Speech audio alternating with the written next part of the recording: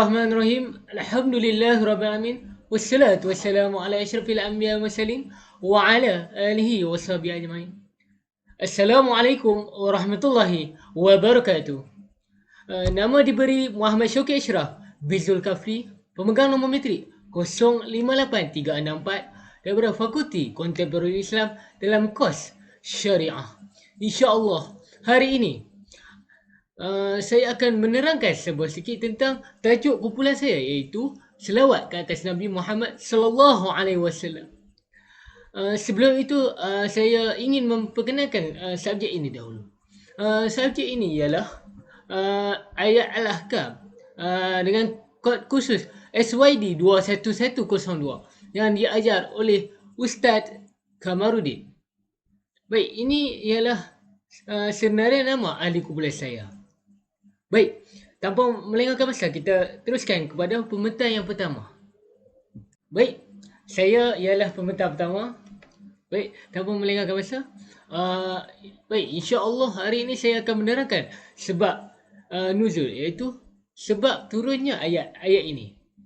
Baik, yang pertama, poin yang pertama, ayat-ayat yang lalu membicarakan tentang keharaman memasuki rumah Nabi Muhammad SAW tanpa izin dan mengahwini isteri-isteri baginda yang suci selepas baginda wafat.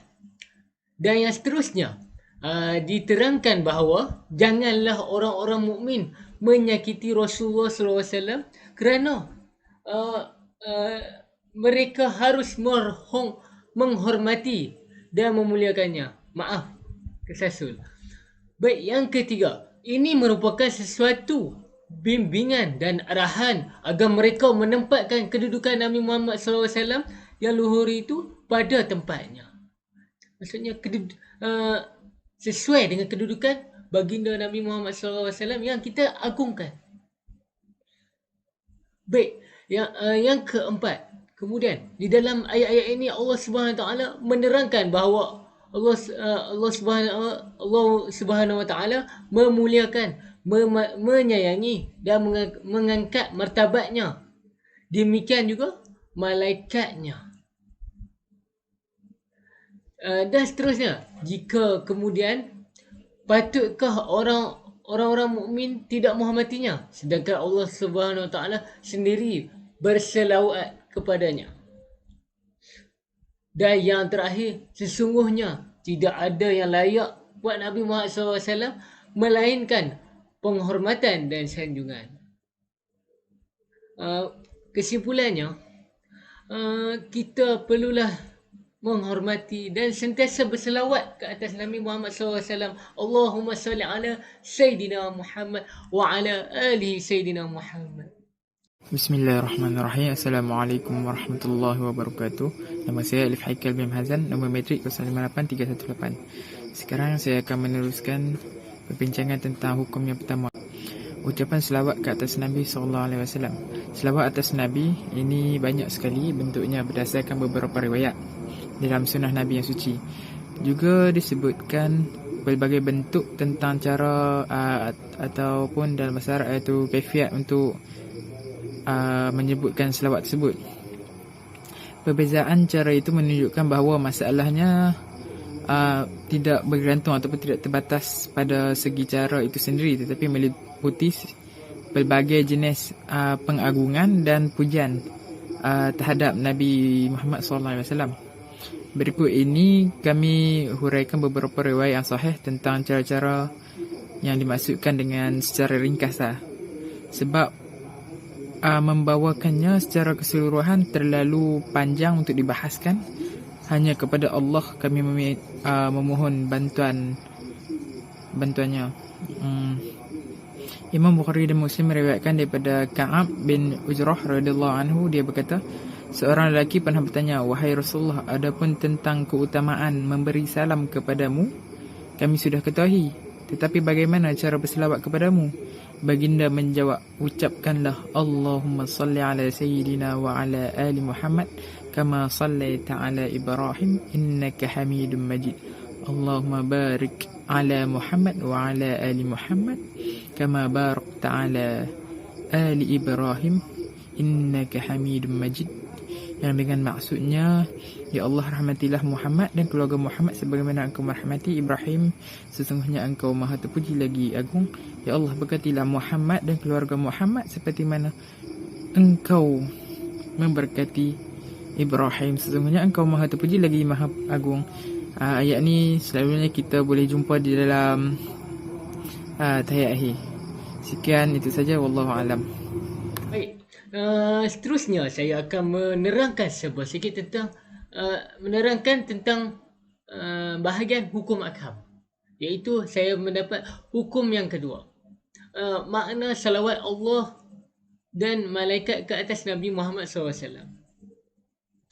Okey, yang pertama, pada pembahagian sebelumnya telah dijelaskan bahawa lafaz salawat itu di samping bererti doa dan rahmat, juga bererti pensucian dan pujian.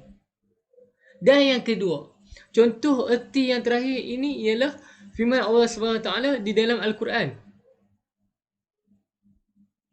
Mereka itulah orang-orang yang dilimpahi dengan pelbagai kebaikan daripada Tuhan mereka serta rahmatnya. Surah Al-Baqarah ayat 157.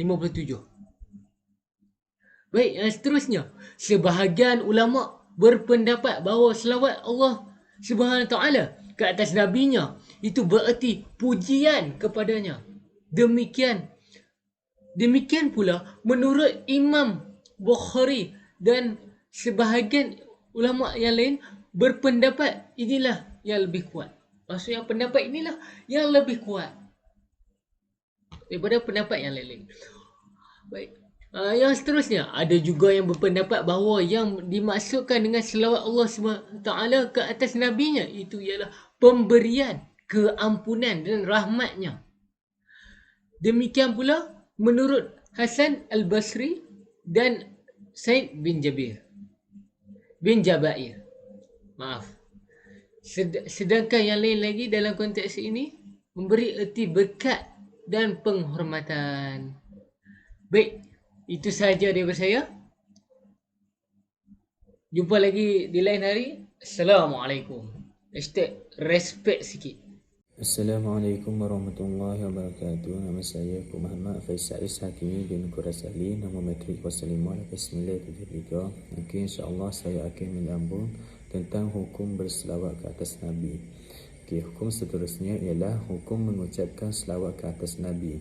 Allah Subhanahu Wa Taala memerintahkan kaum mukmin agar berselawat ke atas nabinya yang mulia, sedangkan perintah ini menunjukkan wajib, maka membaca selawat ke atas nabi itu hukumnya wajib. Hampir menjadi kesepakatan ijma' ulama ke atas wajibnya membaca selawat dan salam ke atas nabi sekali seumur hidup. Bahkan Al-Qurtubi menyampaikan riwayat yang menyebutkan tentang ijma' ulama berkenaan masalah ini berdasarkan perintah Allah Subhanahu Wa Taala, sallu, berselawatlah dengan perintah wajib. Sedangkan mengucapkan selawat dan salam itu menjadi keharusan sebagaimana halnya mengucapkan kalimah tauhid, di mana keislaman seseorang belum dipandang sah selama dia belum pernah mengucapkan kalimah tersebut.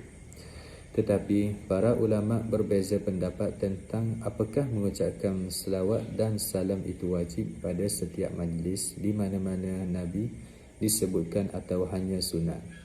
Mereka berbeza pendapat dalam masalah ini, tetapi mereka tetap sepakat atas kewajiban berselawat sekali seumur hidup. Syukran. Bismillahirrahmanirrahim. Assalamualaikum warahmatullahi wabarakatuh. Nama saya Muhammad Yazid bin Muhammad Zainul Abidin. Nombor metrik 058273. Baik, saya ingin menerangkan hukum yang keempat, iaitu hukum membaca selawat ketika solat. Dalam kalangan fuqaha ada dua pendapat berkenaan masalah ini, iaitu Imam Syafi'i dan juga Imam Ahmad berpendapat bahawa membaca selawat dalam solat wajib hukumnya dan tidak sah solat tanpa membacanya.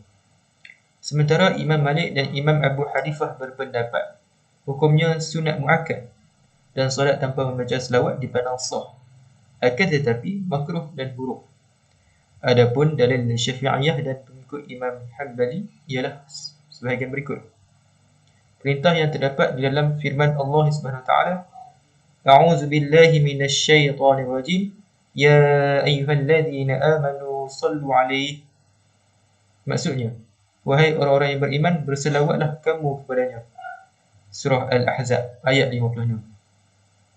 Sebagaimana yang diketahui bahawa perintah mengenai kewajipan dan membaca selawat tidak diwajibkan kecuali dalam tasyahud. Syukran jazilan. Bismillahirrahmanirrahim. Assalamualaikum warahmatullahi taala wabarakatuh. Baik. Seterusnya saya akan sambung hukum yang kelima, iaitu hukum membaca selawat ke atas selain Nabi sallallahu alaihi wasallam. Baik. Yang pertama, sebahagian ulama berpendapat bahawa boleh hukumnya membaca selawat ke atas selain Nabi sallallahu alaihi wasallam kerana selawat itu maksudnya adalah doa, dan doa boleh untuk Nabi sallallahu alaihi wasallam dan selainnya. Baik. Yang kedua, mereka berdalil dengan hadis yang menyebutkan bahawa Nabi sallallahu alaihi wasallam pernah berdoa, Allahumma salli ala Ali Abi Aufa.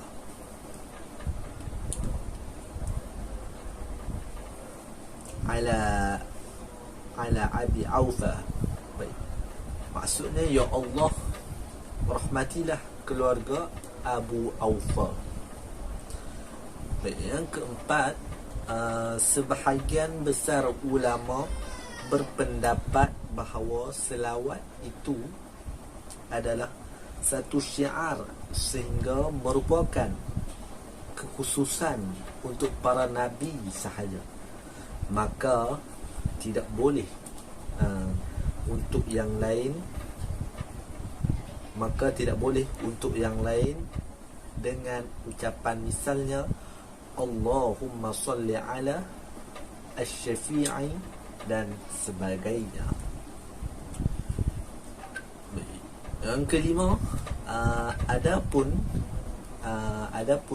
yang dibolehkan adalah memohonkan rahmat ke atas mereka yang bukan Nabi, seperti ucapan rahimahullah dan radhiyallahu untuk para sahabat Nabi dan para ulama tabi'in. Akhir sekali, sedangkan selawat hanya khusus untuk para Nabi dan Rasul. Itu sahaja daripada saya. Sekian, wabillahi taufiq wa hidayah. Assalamualaikum warahmatullahi taala wabarakatuh. Bismillahirrahmanirrahim. Assalamualaikum warahmatullahi wabarakatuh. Okay, nama saya Muhammad Azim bin Azharin, nombor metrik 058290. Okay, seterusnya saya akan sambung perbincangan kita tentang pengajaran daripada ayat, iaitu daripada tajuk selawat ke atas Nabi sallallahu alaihi wasallam. Okay, yang pertama, kedudukan kenabian itu adalah martabat yang agung, dan darjat kerasulan itu pula adalah darjat yang agung juga dalam pandangan Allah Subhanahu wa taala. Okay, seterusnya yang kedua, sanjungan Allah Subhanahu wa taala ke atas nabinya yang mulia dan sanjungan malaikat yang suci adalah merupakan salah satu tanda bukti atas ketinggian kedudukan kerasulan. Okay, seterusnya yang ketiga, menghormati Rasulullah SAW dan menjunjung tinggi perintahnya adalah merupakan suatu kewajipan atas kaum mukminin. Kerana itu juga bererti mengagungkan perintah Allah dan mentaatinya. Okay, seterusnya yang keempat, berselawat, iaitu berdoa selawat ke atas Nabi SAW sepatutnya dengan sigat, iaitu dalam bentuk yang telah ditetapkan oleh syariat, iaitu Allahumma salli ala Muhammad dan sebagainya. Okay, seterusnya yang kelima, setiap Muslim dianjurkan berselawat ke atas Nabi SAW setiap kali namanya disebut demi melaksanakan perintah Allah Subhanahu wa taala. Okay, seterusnya yang terakhir sekali, Menyakiti Rasulullah SAW juga bererti menyakiti Allah Subhanahu Wa Taala dan menjadi sebab kemurkaannya. Okey, itu saja daripada kumpulan saya tentang tajuk selawat ke atas Nabi sallallahu alaihi wasallam. Okey, sekian, terima kasih.